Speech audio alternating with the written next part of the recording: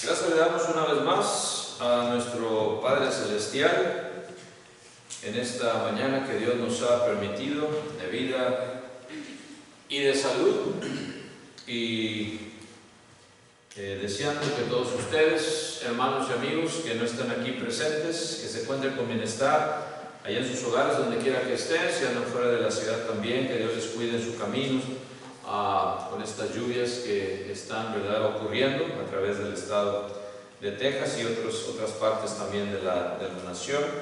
Que Dios les cuide y les proteja. Nuestro deseo en esta mañana.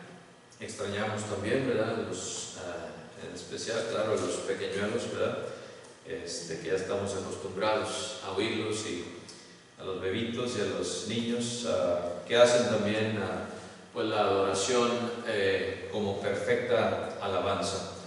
Pero vamos a continuar, hermanos, en esta mañana hablando de lo que es un hogar cristiano. What is a Christian home? De acuerdo a lo que nos dice la palabra de Dios. Y vamos a ir, hermanos, al principio de la creación, cuando Dios crea al hombre y también a su mujer, para comenzar este primer hogar. No podemos decir que fue un hogar cristiano en cierta manera, pero fue el primer hogar establecido por Dios, ¿verdad? Adán y Eva y su familia. Allá en Génesis de 2, 18 al 24, en the book of Genesis 2, 18 through 24. Génesis 2, 18 al 24, encontramos estas palabras. Y dijo Jehová Dios: no es bueno que el hombre esté solo, le haré ayuda idónea para él. Y Jehová Dios formó pues de la tierra toda bestia del campo y toda ave de los cielos, y las trajo a Adán para que viese cómo las había de llamar. Y todo lo que Adán llamó a los animales vivientes, ese es su nombre. Por si acaso hay alguna duda, en las escuelas los nombres científicos de los animales y lo que sea, pues eso vino después, ¿verdad? Lo que se enseña en la ciencia. Pero Adán fue el primero que le puso nombre a todos los animales vivientes. Es lo que dice la palabra de Dios, y eso lo creemos. Dice el 20: y puso Adán nombre a toda bestia y ave de los cielos, y a todo ganado del campo. Dice: mas para Adán no se halló ayuda idónea para él. Dice el 21: entonces Jehová Dios hizo caer sueño profundo sobre Adán, y mientras éste dormía, tomó una de sus costillas y cerró la carne en su lugar. Y de la costilla que Jehová Dios tomó del hombre, hizo una mujer y la trajo al hombre. Dijo entonces Adán: esto es ahora hueso de mis huesos y carne de mi carne. Esta será llamada varona, porque del varón fue tomada. Aparte de mujer, también se les puede llamar, hermanas, varonas. ¿Okay? De acuerdo a lo que dice la palabra de Dios. Por tanto, dice: dejará el hombre a su padre y a su madre, y se unirá a su mujer, y serán una sola carne. He aquí el primer hogar creado por Dios. Vamos a ir a Dios en oración. Let's pray. Padre nuestro que estás en los cielos, santificado sea tu santísimo nombre, Señor bendito y todopoderoso. Gracias te damos una vez más en esta mañana por habernos permitido congregarnos como tu iglesia, Señor. Gracias por tu misericordia, tu amor y tu protección que siempre tienes para con cada uno de nosotros, Señor. Y sabemos que no somos merecedores de tu amor ni de tu misericordia, pero sin embargo, por tu gracia infinita, lo haces posible. En esta mañana pedimos también por todos los hermanos que están, Señor, que no están aquí en esta mañana, que tú les sigas cuidando, protegiendo donde quiera que estén, Señor, que hayan pasado por esta tormenta con bienestar, que no haya sido causa de desastre, Señor, en nuestras familias y en todas las familias aquí de Laredo y de todos los demás estados también, Señor. Pedimos por aquellos que han ya perdido sus hogares en estas inundaciones y todo lo que ha pasado, Señor, que se está viendo en este mundo. Sé con ellos y con cada uno de nosotros también, Señor, para que puedan y podamos continuar en este buen camino, Señor, siguiendo tu voluntad y seguir haciendo lo que a ti te agrada. En esta mañana pedimos, Señor, que me des sabiduría también y palabras fáciles para predicar tu Evangelio hoy aquí presente, Señor, y que podamos meditar en ello y salir gozosos, listos y dispuestos a seguir cumpliendo tu voluntad, Señor, tu deseo para con cada uno de nosotros de seguir proclamando el Evangelio de salvación a aquellos que todavía no lo conocen. Sigue con los enfermitos, Señor, de esta congregación, en especial los niños Gael y Valentina, Señor, que les sigan recuperando, dándoles fuerzas para que se sientan con mejoría, Señor, con bienestar y pueda bajar, Señor, su temperatura, Señor, y que se encuentren con bien. Sé con todos los demás hermanos débiles de salud, que les sigas tú restableciendo. Nuestra hermana Borrego también, sigue ayudando, nuestra hermana Victoria, nuestra hermana Isabel, nuestra hermana Emilia, hermana Elizabeth, hermano Rogelio, y en fin, todos aquellos que siguen convalecientes, Señor, que tú les sigas restableciendo físicamente, pero más que físicamente, Señor, que nos sigas dando la fuerza espiritual para seguir peleando esta buena batalla de la fe. No nos dejes de tu mano, Señor, y perdona nuestras ofensas y que podamos continuar, Señor, reuniéndonos de esta manera sin ningún impedimento ni del gobierno ni de cualquier fuerza exterior, Señor. Sabemos que tú estás en control de todo y pedimos una vez más de tu misericordia y perdón. No nos dejes de tu mano una vez más, en el nombre precioso de Cristo Jesús te lo imploramos. Amén.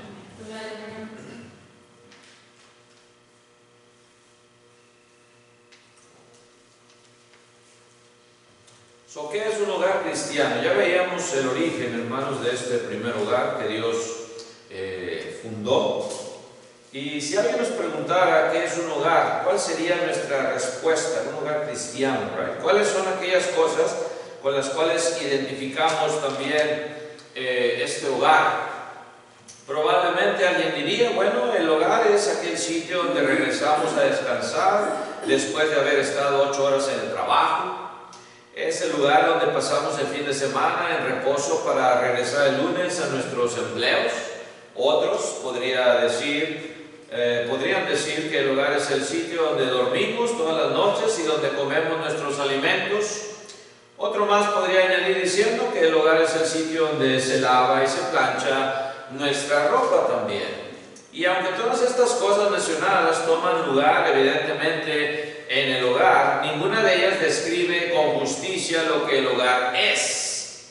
Descansar, dormir, comer, que se nos lave y planche la ropa, pues son beneficios que uno recibe sin dar nada, especialmente los niños que viven, ¿verdad?, en los hogares.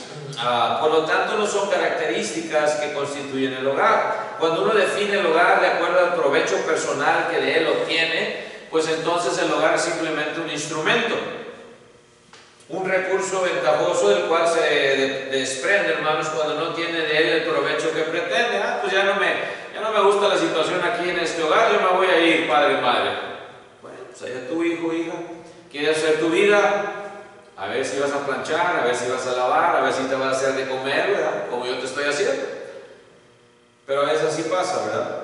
El hogar es algo más que un hotel donde uno puede pasar la noche, es más que un restaurante donde puede comer, es más que una lavandería donde se alista nuestra ropa.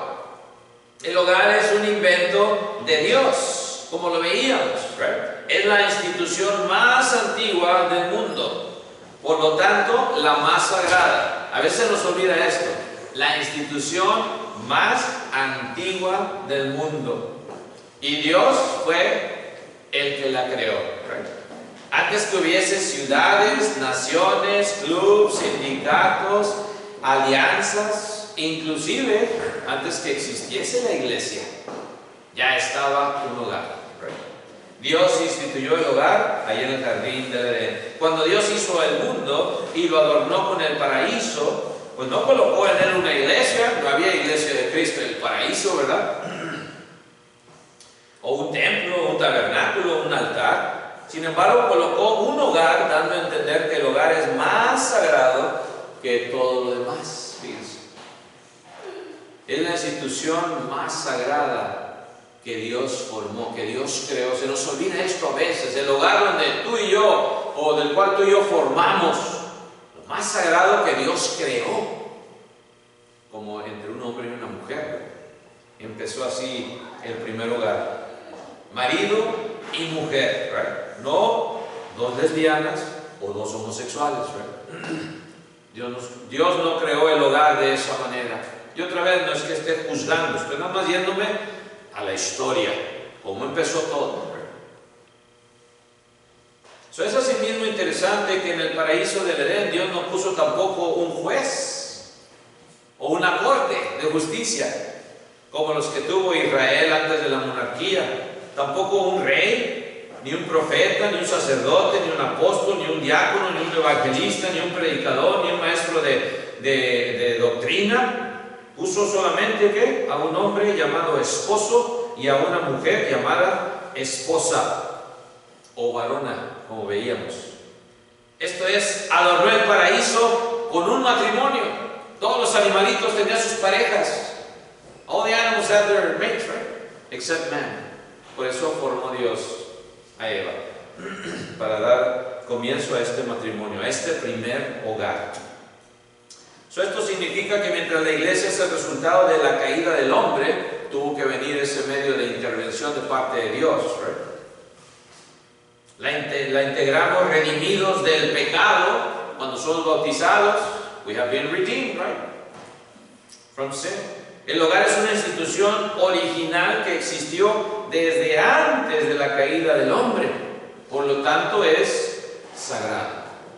Sagrado. Dios así lo hizo. El hogar es una institución sumamente sagrada porque se originó antes de que el hombre se corrompiese con el pecado. Fíjense, se nos olvida esto. Even before sin came into man's life, there was already a home. So that's why it's so holy. El hogar, en donde tú y yo vivimos, estoy hablando del cual pertenecemos, estoy hablando de la casa, ¿verdad? El hogar es, the home is the ones that make the home, right? The people. So, un invento de Dios, sagrado. El hogar cristiano también es el sitio entonces donde se preservan, se inculcan y se transmiten los verdaderos valores de la vida. Allí empieza todo, en el hogar. Hay instituciones sociales cuya misión es comunicar ciertos valores, incluyendo, claro, a la iglesia. ¿Dónde estaríamos si no fuéramos parte del cuerpo de Cristo, verdad? De su iglesia. Ahí encontramos ese gozo como hermanos y hermanas en Cristo. Pero el hogar todavía tiene preeminencia a la iglesia. Empieza todo en el hogar, no empiezan... pues no, ya le traje a mi hijo a mi hija para que le enseñen las clases de los niños, ¿verdad? No, empieza todo en el hogar, primeramente. Y claro, luego se empiezan a formar también, ¿verdad? Empiezan a aprender en la iglesia, en las clases, ¿verdad? Etcétera, etcétera. Pero también está la escuela, donde pues nosotros como maestros sabemos que no es nada fácil, no es ninguna carrera fácil, ¿verdad? Por eso llega el verano y ahí los papás empiezan, ya llegó el verano, ya no los puedo mandar, ¿verdad? A la escuela. No hay escuela en el verano, lo necesitamos, ¿verdad? Los maestros, definitivamente. We need that rest in the summer, right? Dice mi hija Phoebe, que está trabajando ya en una escuela, ¿verdad? Dice, can't wait for summer. En ese aspecto, para descansar un poco, al igual que todos los demás. En la escuela se enseñan también, tienen una misión específica, que es instruir en ciertas disciplinas de conocimiento. También en los sistemas de gobierno que procuran mantener el orden, existen las leyes, ¿verdad?, en la sociedad, haciendo que estas leyes se cumplan. En las cortes, si te rebelas, tienes que ir a corte y pagar las consecuencias, ¿right? Pero sobre todas estas instituciones de las cuales hablamos, está el hogar donde se preservan principios y valores que, hermanos, no se pueden preservar en ninguna otra institución, porque allí empieza todo, en el hogar. Es tan importante por eso mantener la unidad en el hogar, de esposo y esposa, unidos en todo. Es sumamente importante que tu esposo, que tu cónyuge sepa siempre lo que tú estás pensando. Estar en acuerdo, ¿no? Pues ya te había dicho hace 2 semanas. Pues sí, pero es necesario, ¿verdad?, mantener esa comunicación. Pues yo te dije, y tú si no te acordaste. Tenemos ya hasta los telefonitos, ¿verdad?, para recordarnos fácilmente. Oye, que no te olvides, ¿verdad? O hija, que no te olvides. Cada rato le mando recordatorios a mis hijas, ¿verdad? Hijas, acuérdense, por favor. Es algo que tenemos que estar siempre, hermanos, en esa comunicación, especialmente cuando ya formamos un hogar entre hombre y mujer, cuando ya hay niños también en el hogar, ¿verdad? Muy importante. La calidad de los miembros también de una iglesia depende de la calidad de los hogares también que hay, que forman la iglesia, ¿verdad? Muy sinceramente hablando, ¿verdad? La instrucción comienza otra vez en el hogar, no en la iglesia. También la calidad de escuela depende, pues, de la calidad de los que forman la escuela, y eso aplica a todo lo demás, ¿verdad? Hay unas escuelas que dicen, ay, no, yo no quiero trabajar, ¿verdad? Muy mala reputación, porque no hay organización, no hay disciplina, en fin, el muchacho hace lo que quiera y no se le dice nada, ¿verdad? ¿Quién quiere trabajar así? En una escuela así, ¿verdad? Depende de los que la forman. Así también el hogar, hermanos, es el principio de toda instrucción. Desgraciadamente a veces delegamos en la iglesia o delegamos a la escuela y a las autoridades civiles la misión que directamente Dios ha encomendado al hogar. A nosotros como padres, primeramente nosotros somos los responsables de nuestros hijos, la instrucción que les damos desde que son pequeñuelos. Muy importante, importantísima. Que vean nuestros hijos esa unidad que tenemos como hombre y mujer, como esposo y esposa. Que ellos la vean, ¿verdad?, que la conozcan. Punto número 3 también, hermanos. El hogar también cristiano es, por excelencia, el mejor refugio contra los problemas de la vida. Y pongamos atención a esto. El hogar cristiano es, por excelencia, el mejor refugio contra los problemas de la vida. The best refuge right there against all the problems in life is found in the home. It should be found in the home. Estoy hablando del hogar cristiano, porque sabemos que hay hogares no cristianos. Eso no va a aplicar esta definición ahí. No es el mejor refugio, desgraciadamente, porque hay abuso de los niños, quizás. No hay protección, ¿verdad? Los padres no se mortifican. Pero estoy hablando del hogar cristiano, así debe de ser. El mejor refugio contra los problemas de la vida. Cuando Dios formó al hombre, lo vio solo. ¿Y qué dijo, hermanos? Ahí en Génesis 2:18 lo leíamos, ¿verdad? Genesis 2:18. Vio Jehová Dios a Adán solito. Y todos los demás animalitos con su parejita, conejito y conejita, ¿verdad? Tortuga y tortugo, yo creo. Y en fin, todos tenían su parejita. Todos la tenían. Y Adán solito, dice Génesis 2:18, ¿verdad? No es bueno, dice que ¿qué? Que el hombre esté solo. It is not good for man to be alone. Es mejor 2 que 1. Eso que ni qué, ¿verdad? No conviene que el hombre esté solo, no es bueno. Le haré ayuda idónea, dice ahí también, ¿verdad? Le haré ayuda idónea, o sea, una ayuda que va a complementar. No una ayuda que, más vale que algo que te dije, vieja, porque aquí no dan mis chicharrones frenan. Ayuda idónea, ayuda complementaria, que trabaja en equipo, que está de acuerdo en todo lo que es de acuerdo a la voluntad de Dios. Ahí está la clave, que sea de acuerdo a la voluntad de Dios. La idea ayuda idónea. Ni el hombre ni la mujer están en condición entonces de encarar la vida solos. Significa también que uno es el complemento del otro para poder realizarse en la vida. Complemento, este complementa a esta persona. Matemáticas es 45 y 45, ¿verdad? Hacen el complemento. 45 grados o 60, 30, ¿verdad? Lo que sea. Pero tiene que añadir a 90 la suma y se hace un ángulo recto. En lo espiritual se hace el ángulo recto también, ¿verdad? Justo, en la justicia de Dios. Ahí está.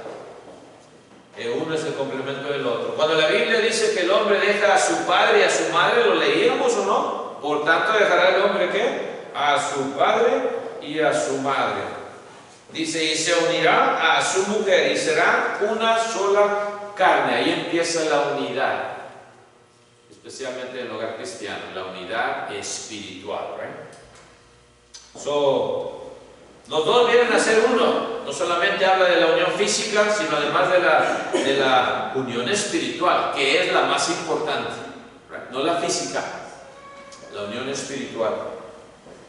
Los sentimientos, los afectos, las motivaciones, los deseos, los gustos, todo se absorbe, se conjuga en uno solo. Dos identidades diferentes hacen una.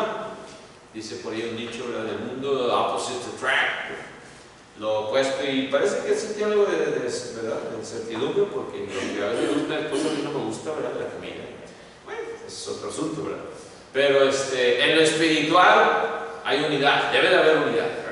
Estamos de acuerdo que esto es lo que a Dios le agrada, porque está basado en su santa palabra. Cuando viene ese hogar a formarse, hermanos, el hogar cristiano, los miedos de uno son eliminados con el optimismo del otro.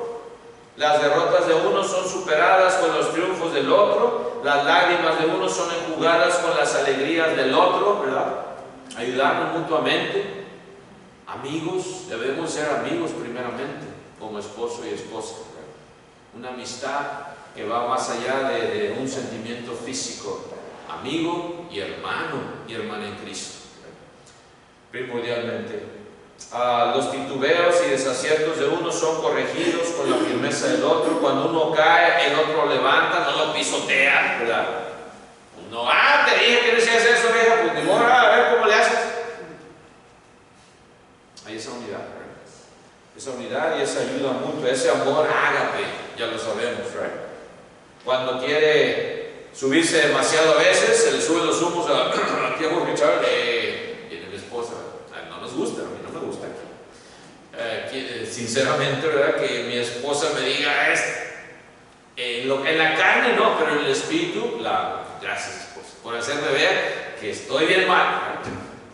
Thank you for letting me know that this is not right. Y viceversa también. No es perfecta mi esposa tampoco, ¿verdad? A veces le digo, honey, easy does it, es un compromiso, ¿verdad? El hogar como un lugar de refugio también, hermanos, hace que cuando uno de los cónyuges hable, pues el otro escucha. A veces queremos hablar los dos y no, si está hablando tu esposa, escúchala, pon atención. Eso me lo aplico a mí también, ¿verdad? Y viceversa, si tu esposa está hablando, escúchalo, pon atención, ¿verdad? Para que haya esa comunicación. Cuando uno se altere, el otro debe calmarse, ¿verdad? Cuando uno sea impaciente, el otro sea paciente. Cuando uno sufre, el otro cure.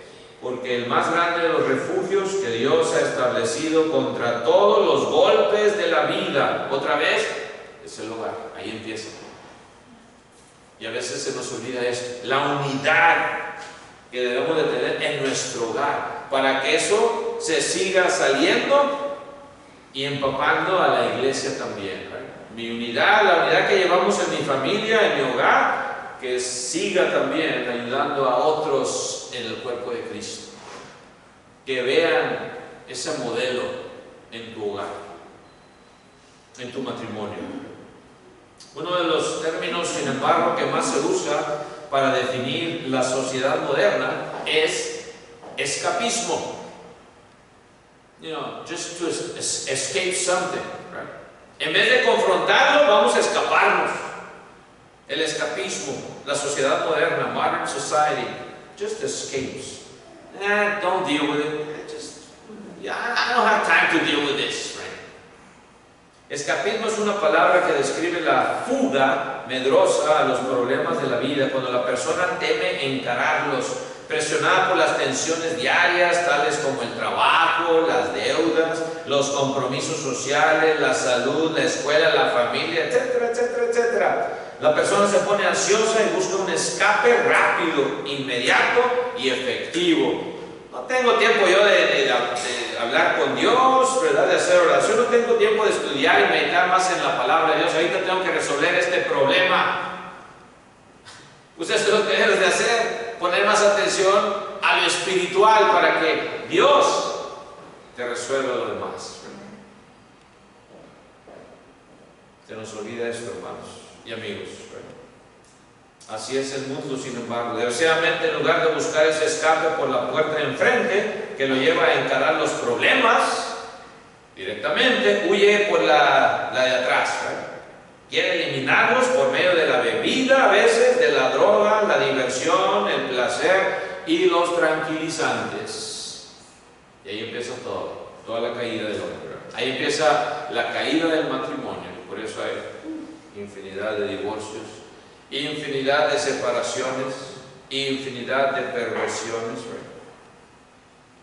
Por ser un simple escapismo, es un mundo falso que no resuelve ningún problema. En lugar de enfrentarlos, huye de ellos. Y el problema es que en los cristianos, si algo pasa en el hogar, va también a afectar a la iglesia. Es por eso que debemos de tratar de mantener la unidad en nuestros hogares primeramente. Si no hay unidad en el hogar, afecta también a la unidad espiritual en el cuerpo de Cristo como iglesia. No seamos como el mundo, hermanos, en esta doctrina de escapismo. Una de las causas principales del escapismo son las malas relaciones matrimoniales, como estaba diciendo. El hogar, en lugar de ser un refugio, es un centro de constante discordia, pleito, donde no hay tolerancia, ni comprensión, ni amor, ni perdón. No existe la disposición de reconocer las faltas. Yeah, no, wrong, I messed up, I'm sorry. Pero sinceramente, no nada más, I know I messed up, okay, now what are we going to do? Hey, do you realize what you just did? ¿Te das cuenta de lo que hiciste, Jorge Chávez? ¿Ofendiste realmente a tu esposa? ¿O ofendiste realmente a tu hijo, a tu hija? Y ya lo quieres nada más, put it away like nothing happened, right? A veces así pensamos. Y no encaramos, hermanos, la situación como hombres, estoy hablando primeramente de como cabezas del hogar, ¿verdad? Y luego, claro, como ayuda idónea a la esposa también. Por eso Dios nos aconseja, hermanos, estas palabras, ¿verdad? Y que encontramos en 2 Corintios 6, 14, 15, 2 Corinthians 6, 14 and 15, nos da este consejo el apóstol Pablo. Y dirían muchos, pues, ¿qué va a saber Pablo de hogar y de matrimonio si ni siquiera era casado? ¿Verdad?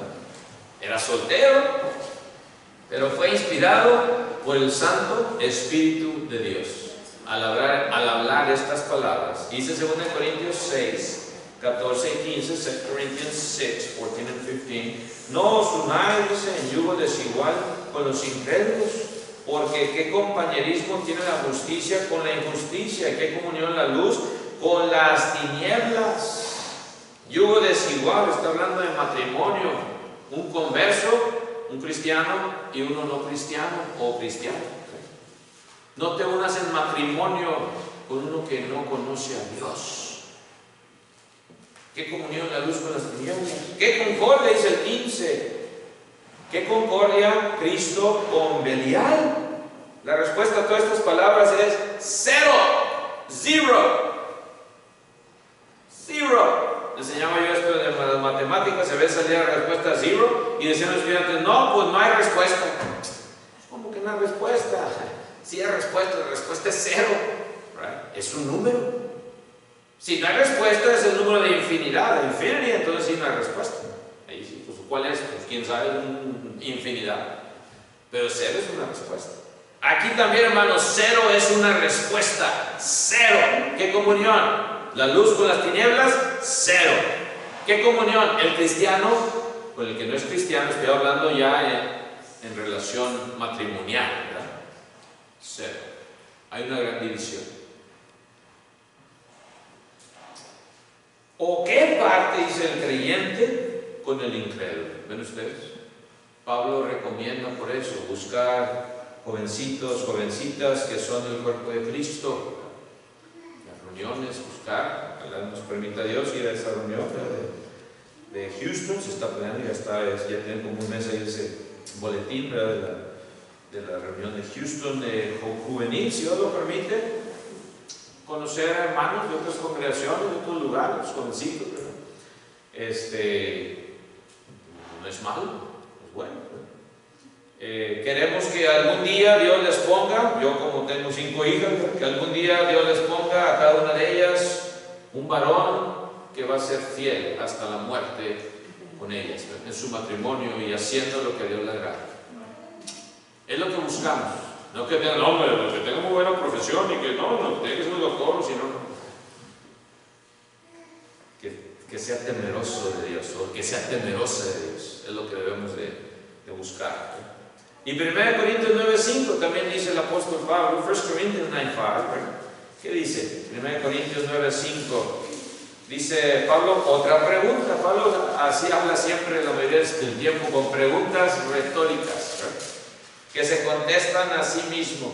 No tenemos, dice, derecho de traer con nosotros una hermana por mujer, como también los otros apóstoles y los hermanos del Señor y Cefas.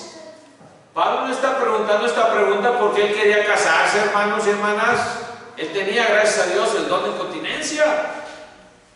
No necesitaba tener relaciones sexuales con una mujer. Y es por eso que él dice, ojalá que todos fuesen como yo. Si tú, hermano, hermana, tienes el don de continencia, no necesitas hombre, no necesitas tener relaciones sexuales ni con un hombre ni con una mujer, seas hombre o seas mujer, el lado opuesto. No necesitas casarte entonces, hermano, hermana, pero si no tienes el don de continencia y vas a andar fornicando, pues, por eso Pablo dice, mejor cásate, ¿qué estás esperando, verdad? ¿Quieres dar lugar a la tentación para que entonces sí caigas de la gracia de Dios? Pero si tienes don de continencia, amén, dice Pablo, tienes derecho. ¿Derecho a qué? A casarte, ¿verdad? A tener una hermana por mujer. No está hablando de hermana física, sería lo ¿verdad?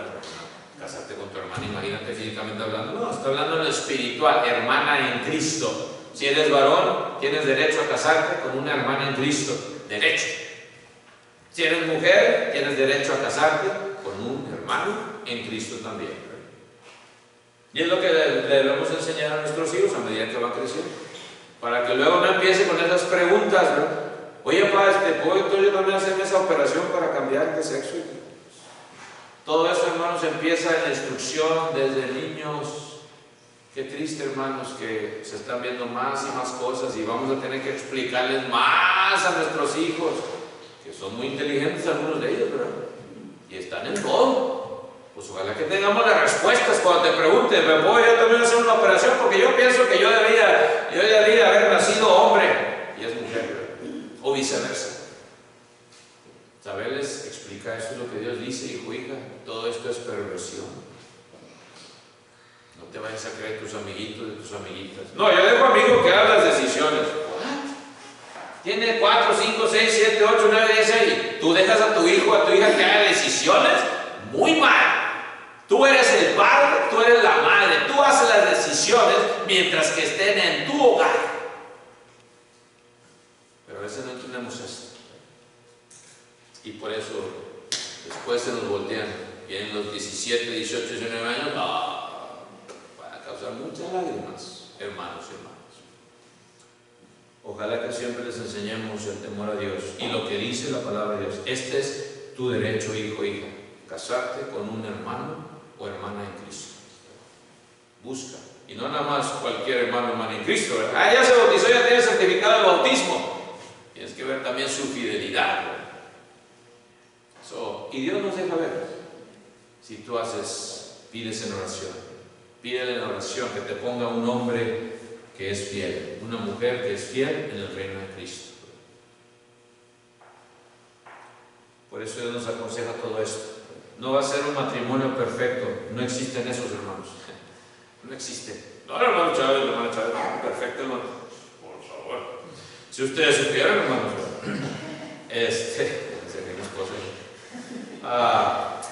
pero hermanos, hay ese entendimiento, ¿verdad? Que Dios es el número uno y Él no tiene la culpa de mis errores. Yo los quise cometer y viceversa, mi esposa, ¿verdad? Sabemos y entendemos que al final Dios se merece nuestra honra y nuestra gloria y nuestro servicio, ¿verdad? Y es por eso que estamos aquí alabándole en espíritu y en verdad. Queremos también dar un ejemplo a nuestras hijas, al igual que ustedes, ¿verdad? A todos sus hijos. En conclusión, hermanos, la calidad del matrimonio no depende necesariamente en las cosas materiales que poseamos o no poseamos, no depende en el tamaño de la casa, ni el lujo de los muebles que tengamos, ni en la cantidad de vehículos que en ellas se estacionan, ¿verdad? Tampoco depende de la falta de estas cosas. Tan miserable puede ser un hogar que tiene una mansión en el barrio más elegante de la ciudad, como aquel que tiene un cuartito, ¿verdad?, bien pobrecito, en uno de los barrios más pobres de aquí de Laredo. Y esto lo hemos visto, hermanos. Lo hemos visto, grandes mansiones y todo, y luego hay muerte. Y hay, ¿verdad?, tristeza. Y hay problemas. Y grandes mansiones. De familias poderosas y de mucho nombre, ¿verdad? Y no hay felicidad. Igualmente en lo opuesto, los barrios más pobres también puede haber, hermanos, problemas de la misma índole, ¿verdad? Tan miserable puede ser un hogar que tiene muebles de coleccionistas traídos de Europa, como el hogar que tiene modestos muebles comprados en una casa de segunda o quizás en la Puglia o donde sea, ¿verdad? Tan miserable puede ser un matrimonio que anda en un Porsche, como el que anda en una carreta tirada por bestias en un pueblito de la sierra, quizás. Esa es la realidad. La calidad del matrimonio depende en los individuos que lo integramos, que formamos parte. The quality of our marriage rests upon us, the individuals, starting with the husband and the wife. ¿Y qué le vamos a enseñar a nuestros hijos? La sociedad es una enorme circunferencia, hermanos, compuesta por otras circunferencias que son concéntricas, right? Concentric circles, como los del Target, o el bullseye, que tiene círculos y se hace más grande. Así está la sociedad, aquí está. Y luego se van haciendo los círculos más chiquitos, ¿verdad? ¿Cuáles son esos círculos? Viene la escuela, viene la sociedad, la escuela también, hermanos. Viene después la iglesia, ¿verdad? Y luego finalmente viene el hogar. Ya no hay círculo más pequeño que ese. Ahí está, ahí empieza todo. De ahí salen todos los demás círculos. Y estamos hablando del hogar cristiano. En esta mañana, amigo, amiga, te estamos invitando a que formes parte de este hogar cristiano, de la familia de Dios, de su iglesia. La única cabeza de su iglesia, el único esposo de su iglesia es Cristo. Y te invitamos a ti para que vengas a formar parte como la novia de Cristo. Todavía las bodas del Cordero no se han festejado, por eso estamos aquí vivos todavía en esta tierra.